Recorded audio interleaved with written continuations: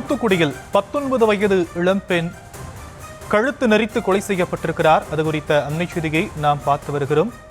உமா என்ற இளம்பெண்ணை காதலன் ராஜேஷ் கழுத்தை நெரித்து கொலை செய்த நிலையில் அவர் காவல் நிலையத்தில் சரணடைந்திருக்கிறார். அவரிடம் காவல்துறையினர் விசாரணை மேற்கொண்டு வரக்கூடியதை அண்மை செய்திகளாக நாம் தற்போது பார்த்து வருகிறோம்.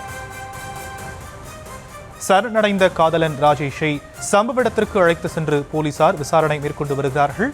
தூத்துக்குடி மாவட்டம் கயத்தாறில் 19 வயது பெண்ணை கழுத்தை நெரித்துக் கொன்ற காதலன் ராஜேஷ் காவல் நிலையத்தில் சரணடைந்திருக்கிறார். அவரிடம் காவல்துறை விசாரணை மேற்கொண்டு வந்த நிலையில் சம்பவ இடத்திற்கு அழைத்துச் சென்று காவல்துறையினர் விசாரணை மேற்கொண்டிருக்கக்கூடியதை அண்மை செய்திகளாக நாம் தற்போது பார்த்து வருகிறோம். கூடுதல் விவரங்களை நம்முடைய செய்தியாளர் மயில் வாகனன் வழங்க நாம் கேட்கலாம். மயில் வாகனன், மேலும் விவரங்கள்.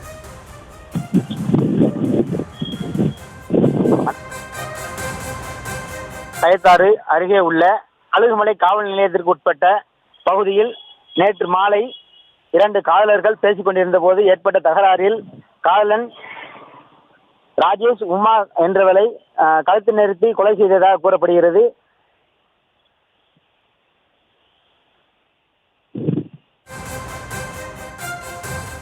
அருகே உள்ள தலவாய்புரம் பகுதியைச் சேர்ந்த வெள்ளச்சாமி மகள் உமா.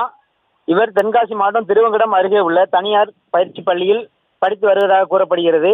அதே பள்ளியில் தென்காசி மாவட்டம் திருவங்கடம் அருகே உள்ள கொட்டாலங்குறிச்சியைச் சேர்ந்த மாரிராஜ் மகன் ராஜேஷ் 25 என்பவரும் அந்த பள்ளியில் படித்து வந்துள்ளார். இருவருக்கும் இடையே பழக்கம் ஏற்பட்டு காதலாக மாறியுள்ளது. நேற்று மாலை இருவரும் தூத்துக்குடி மாவட்டம் கழுகுமலை அருகே உள்ள கஸ்தூரி ரங்கபுரம் காட்டு பகுதிக்கு